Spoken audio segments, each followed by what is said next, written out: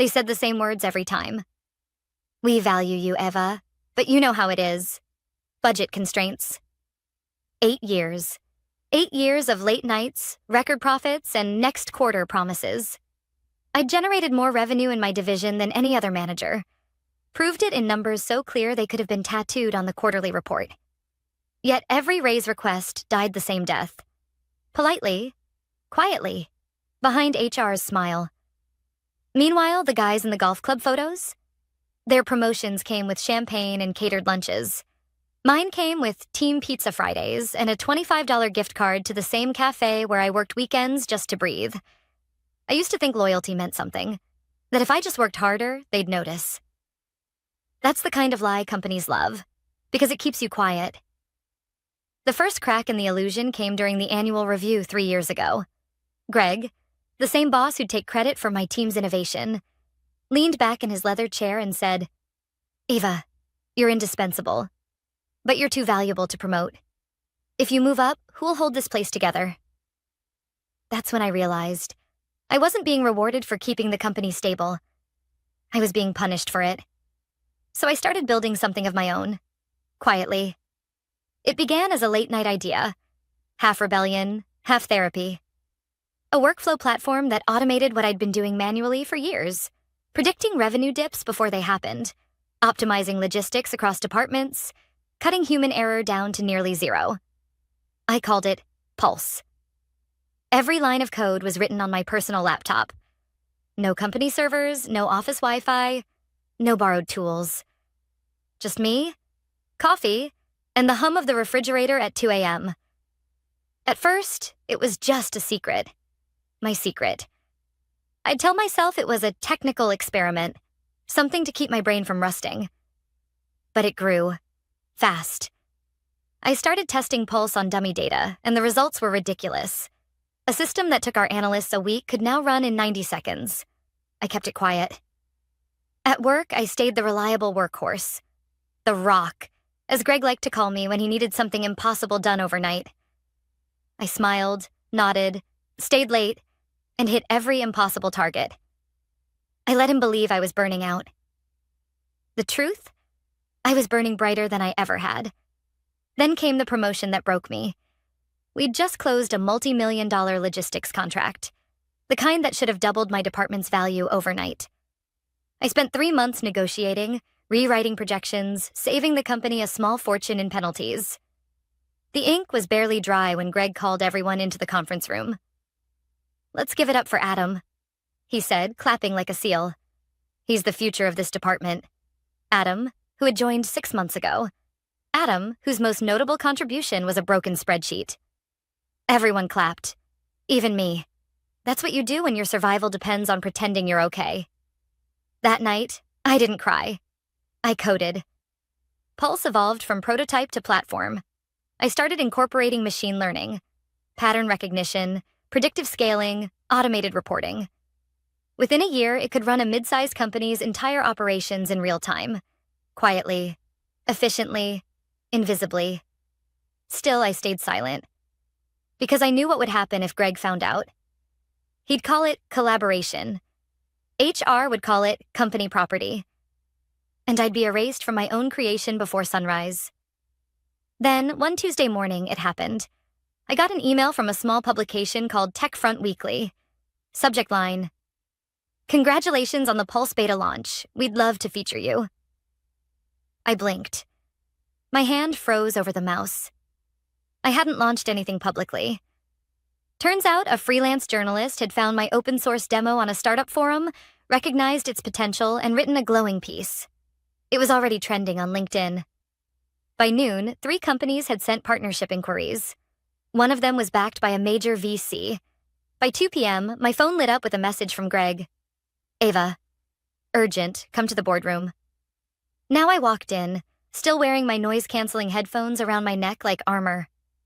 Greg sat at the head of the table, red-faced, surrounded by legal and 2 board members who looked like they'd rather be anywhere else. He didn't waste time. You built this Pulse thing while employed here? That makes it ours. He leaned back, smirked. We own your code, sweetheart. The word sweetheart hit like a spark to gasoline. I didn't answer. Not yet. Because I knew something he didn't. In my folder, my quiet little war chest, was my original employment contract. Page 4, Clause 9.2. The employee retains ownership of all intellectual property developed independently and outside employer-compensated hours, using non-company resources. It was the kind of clause they'd removed years ago for new hires, but no one ever updated mine. As Greg started talking about legal implications and fiduciary obligations, I smiled. The kind of smile you wear like armor, because I knew this was just the beginning. And when the lawyer read that one line, when his face went ghostly pale, everything they thought they owned would crumble. But that's a story for tomorrow. Because tonight I'd earned my first quiet victory. I finally built something they couldn't steal. The next morning, the office felt different. Or maybe I did.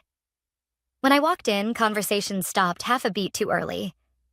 A few people looked up from their screens, then quickly looked back down. Slack was quieter than usual, except for a single message from my teammate Carla. Greg's been pacing since 8. You okay? I replied with a simple thumbs up emoji. Because what could I say? Yeah, totally fine. Just apparently triggered a corporate meltdown by existing.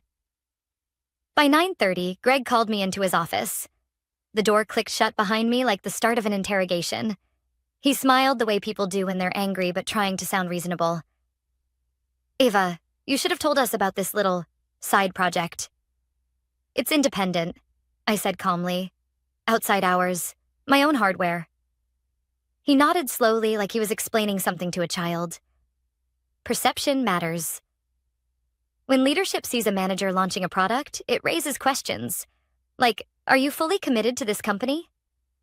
There it was. The word committed. The same word they use when they want you to feel guilty for wanting more. I stayed quiet. Greg leaned forward. We're all a team here, Eva. You know I've always supported your career, but we need transparency. So send over your codebase and repo link to legal. Just so we're clear. My pulse didn't rise. I just said, no. His smile cracked. Excuse me? It's my personal property, I said. Clause 9.2. You signed it when I joined.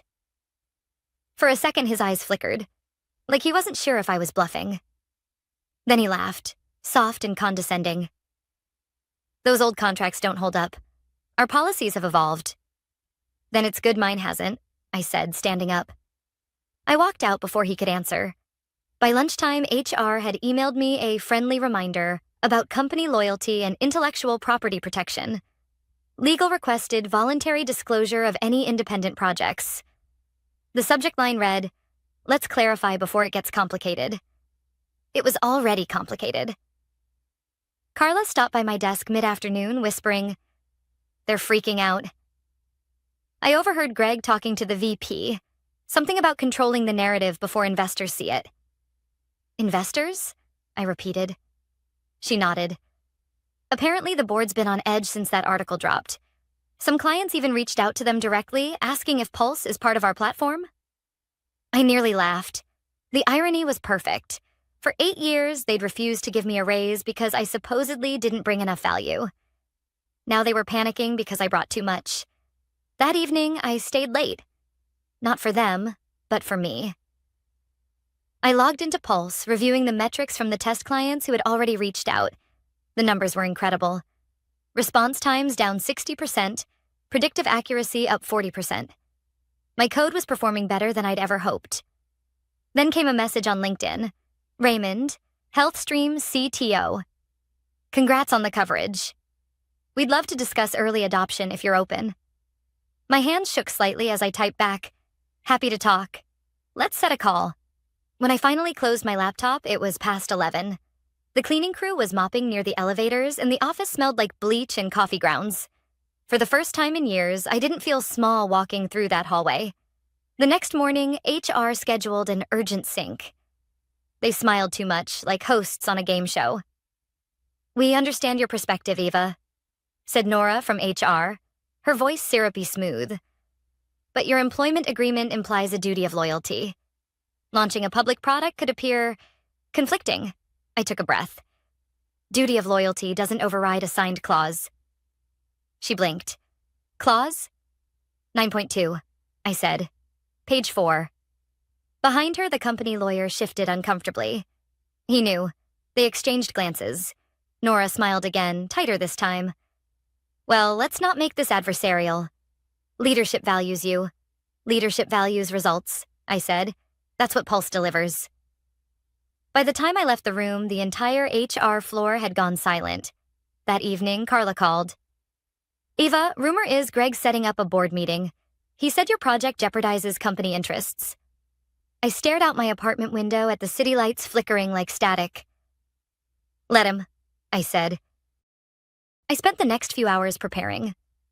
Backups of Pulse on 3 drives, server logs timestamped from my personal IP, screenshots of every commit, every GitHub update, all after hours. The evidence was airtight. Still, part of me trembled. Not from fear, but anticipation. I'd been quiet for so long that confrontation felt like a new language. Just after midnight, a new email arrived. From Greg. Subject: Boardroom. 9 a.m. Sharp body. Bring your project details and your contract. No greeting. No signature. I leaned back in my chair, staring at the screen. For 8 years, they'd told me I wasn't worth a raise. Tomorrow, they'd learn how expensive underestimating me could be. I packed the printed contract into a red folder, the same one that held every ignored raise request, every not this quarter email. My quiet history of being invisible. Then I closed my laptop and turned off the lights. The city outside was restless, humming. So was I. Tomorrow wasn't just another workday. It was the day everything changed. They didn't even bother putting it on my calendar. At 8:07 a.m., I got a short message from the executive admin. Please be in conference room A at 9 a.m. per CEO request. No subject, no agenda, no attachments, just that single line. It read less like an invite and more like a summons. When I arrived, the atmosphere hit like static before a storm. Greg was at the head of the table, flanked by 2 board members and a company lawyer I'd only seen once before. Thin, expensive suit, expression like wet cement. A carafe of untouched coffee sat between them. Eva, Greg said, forcing a smile. Glad you could make it. I sat across from him, placing my red folder on the table. He clasped his hands like a man pretending to lead a therapy session. We're here to have a professional conversation about this Pulse situation. Situation? I asked. Greg leaned back. You've developed software while under contract. Software that overlaps with company operations. That creates a conflict of interest and... Overlap? I interrupted. Pulse optimizes cross-departmental efficiency. Your company sells shipping analytics. They're not the same thing. The lawyer cleared his throat. They operate in adjacent verticals, which could constitute intellectual property interference. I almost laughed. They'd clearly rehearsed this. Greg continued. Look, nobody wants this to get ugly. Just hand over your repository and we'll figure out a fair solution. You'll be compensated, of course. Compensated, I repeated. Like the raises I never got? His smile thinned. Don't make this emotional, Eva. I'm not, I said. I'm being factual. A faint muscle jumped in his jaw. You built it on company time. No, I said simply. All logs, commits, and data show work completed outside paid hours. All from my personal hardware. I can prove it. Greg turned to the lawyer. Tell her how this works. The lawyer began, voice steady, detached. Under standard employment law, any invention conceived during employment that relates to company business can be considered the employer's property. He paused for effect, looking at me. Even if developed off-site. I didn't move. Standard law doesn't override signed contracts. He blinked. Pardon? I opened my folder, sliding a document across the table. My original employment agreement, page 4, clause 9.2. Greg frowned, glancing at it, then waved for the lawyer to read it. The lawyer scanned the page, eyes moving slowly. Halfway down, his posture shifted. He read the sentence again, slower. His face lost color. Greg noticed. What? What does it say? The lawyer hesitated. It states that any intellectual property developed independently and outside employer-compensated hours remains the sole property of the employee. Silence fell like a dropped curtain. Greg's brows furrowed. That clause doesn't exist in our contracts. It does in mine, I said. Yours has your signature on it, right there.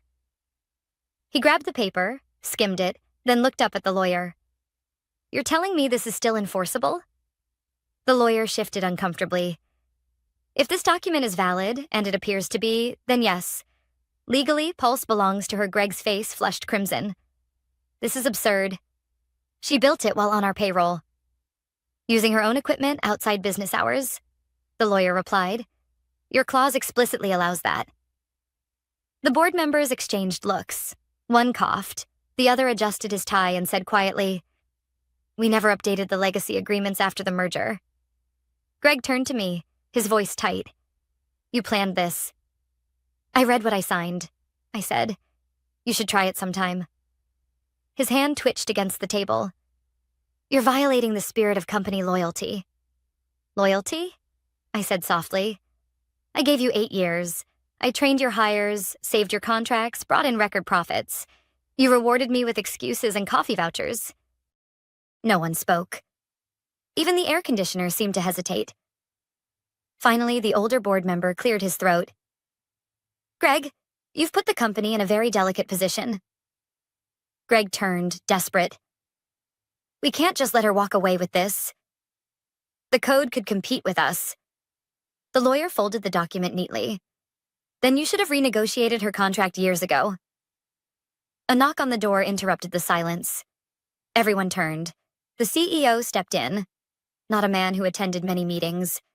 He was tall, calm, carrying a tablet. What's going on here?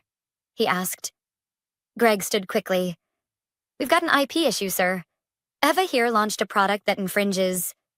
The CEO held up a hand. I've read the clause. Legal briefed me. He turned to me. You built Pulse? Yes, I said. He nodded once, slowly. Then congratulations. It's impressive work. Greg stared, stunned. Wait, you're siding with her? The CEO's tone sharpened. I'm acknowledging competence. Something this leadership team apparently failed to do for nearly a decade. Greg's mouth opened, but no words came out. The CEO looked around the table. This meeting's over. And just like that, it was. Greg's pen slipped from his hand and rolled across the table. The lawyer packed his briefcase. The board members avoided eye contact. I gathered my folder, slid it into my bag, and stood. Greg finally managed. You'll regret this. I looked at him, calm and steady. No, Greg. You will.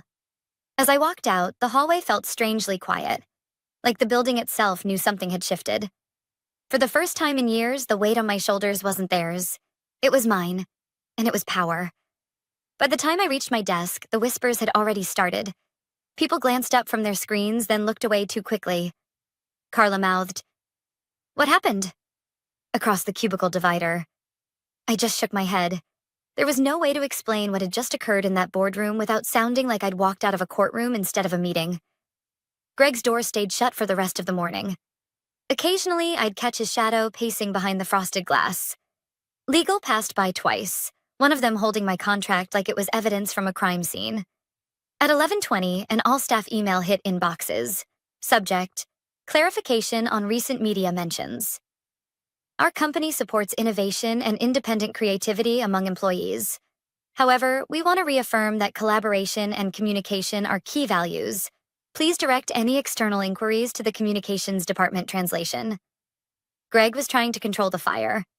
I didn't reply, didn't post, didn't even log on to LinkedIn. I just focused on my work. Well, technically, my former work. Because deep down, I knew my time here was already over. Around noon, Carla appeared beside my desk with 2 coffees. I heard from someone in HR, she whispered. Greg's losing it. He told the VP you blindsided him? I smiled faintly. He blindsided himself. I just brought the paperwork. She exhaled slowly. You're kind of a legend right now. Half the office is rooting for you. That surprised me more than it should have. For years, I'd been invisible. Dependable, silent, uncomplaining. Now people saw me. Not as a team player, but as someone who finally stopped playing. By 3 p.m., I received an email from HR. Subject: Exit discussion. Ava, please meet with HR tomorrow morning at 10 a.m. to discuss next steps regarding your transition. Transition, the corporate word for exile. I left the office quietly, avoiding eye contact, the folder still tucked under my arm like armor. Outside, the air was crisp, sharp with early winter. My hands trembled, not with fear, but adrenaline. That night, I opened my personal laptop and checked my inbox. Pulse's mailbox was overflowing. Partnership inquiries, demo requests, even one from a regional bank wanting to license a beta version. And there it was, an email from Charles Greer, the company's lead investor. Saw the board notes. I'd like to speak directly. Tomorrow, 7 p.m., call me. Greer was the kind of man who didn't speak often, but made people nervous when he did. I'd only seen him once during an all-hands years ago, his face projected on a giant screen as he congratulated Greg's leadership. Now he wanted to talk to me. I barely slept that night. Not from anxiety, but from ideas. Pulse wasn't just a side project anymore. It was alive, breathing, attracting attention. For the first time, I wasn't chasing validation. I was chasing possibility. The next morning, HR looked almost relieved when I walked in. Eva, thank you for coming, said Nora, offering a smile too polished to be genuine. We've spoken with leadership and we've mutually decided that a graceful transition is best for everyone. Meaning you're firing me? I said. Not at all, she replied quickly. We're offering a separation package, 3 months pay, a positive reference, and continued benefits. I folded my hands. And if I refuse? Her smile didn't waver. Then we might need to reevaluate certain clauses about competitive overlap. There it was, the threat beneath the sugar. I leaned forward. Clause 9.2 still stands. You can't touch Pulse. You can't even imply you own part of it. And if you try, I'll take that to court. And the press. The silence that followed was sharp enough to cut glass. Nora cleared her throat. We'll process your separation today. An hour later, my access badge stopped working. My inbox was deactivated. My corporate phone buzzed once before locking itself out. Just like that, 8 years of work vanished into the company's servers, archived under former employees. But it didn't hurt the way I thought it would. It felt clean, like stepping out of a cage I hadn't realized I'd built around myself. That evening, I called Charles Greer. His voice was calm, low, deliberate. I read your contract, he said without preamble. Greg's leadership has been a liability for a while. You handled yourself well. Thank you, I said carefully. I'm not calling to offer sympathy, he continued. I'm calling to offer investment. Pulse is smart, scalable. You built something they couldn't even recognize when it was right under their noses. I'd like to back it. Properly. For a moment, I couldn't speak. You want to invest? In me? In Pulse, he said, then paused. But yes, in you too. You've got what this company lost years ago. Clarity. He sent a term sheet before the call even ended. After hanging up, I sat in my small apartment surrounded by empty coffee mugs and outdated company awards, staring at the screen. My hands shook as I signed the NDA and the preliminary agreement. I thought I'd feel triumph, maybe vindication. Instead, I felt something quieter. Freedom. That night, I poured a glass of wine, sat on my balcony, and watched the city lights flicker below. Somewhere in that skyline, Greg was probably still drafting angry emails, trying to convince the board I was the villain. Let him. Because tomorrow the press would publish a headline neither of us could rewrite. Former operations manager's AI platform raises seed round led by Greer Ventures. And for once, I wouldn't be the one left clapping in the background. The morning the article went live, my phone didn't stop buzzing. It started with a ping from TechFront Weekly. Eva Jensen, former operations manager at CoreAxis, secures early funding for Pulse AI, an independent workflow optimization platform. By 9 a.m., it was everywhere. The same company that once denied me every raise was now trending because their ex-employee had outbuilt them. The irony wasn't lost on anyone. LinkedIn notifications exploded. Hundreds of comments, connection requests, congratulations from people who had never spoken to me once in 8 years. And mixed among them, a single message from Greg. "Ava, we need to talk. This is getting out of hand," I didn't reply. By noon, Pulse's website crashed under traffic. My inbox was flooded with inquiries, beta requests, partnership offers, job applications. It was chaos. The good kind. The kind that comes after years of being overlooked. Carla texted me from the office. "He's losing it." He called an emergency meeting. HR's panicking. Someone said the investors are investigating leadership practices. I typed back, "Tell them I wish them the best." That night, Greer called again. His voice was calm, measured. "Ava, I've received more interest in Pulse today than in half our portfolio last quarter. We're moving fast. The board wants to announce your first funding round tomorrow morning." "Tomorrow?" I said, barely believing it. "Yes. And Eva," he added, "don't apologize for being ready."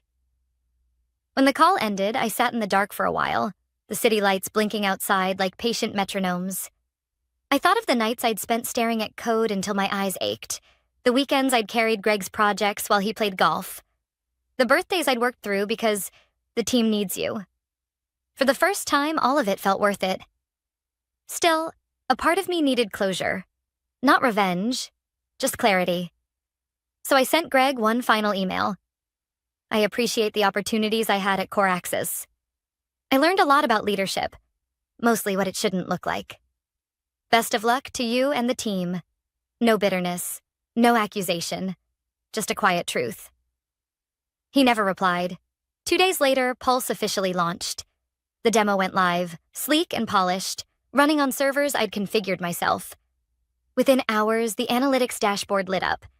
23,000 visits, 3,000 signups, 7 enterprise inquiries. Then came the call I didn't expect.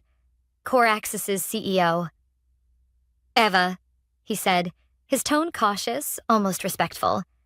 "You've built something impressive. I want you to know there are no hard feelings." I waited. There was always a but. "But," he continued, "Greg's resigned effective immediately." The board wasn't happy with how he handled the situation. They asked me to pass along that "you're welcome back if you ever want to return in an advisory capacity." I almost laughed. "You're offering me a job at the company that tried to take my work?" "Not a job," he said quickly. "A partnership." I smiled to myself. "I already have one. It's with myself." He hesitated, then sighed. "Well, congratulations, Eva." Truly, when we hung up, I closed my laptop and leaned back. The apartment was quiet, except for the low hum of the refrigerator, the same sound that had kept me company during those long nights of coding. Later that evening, Carla called.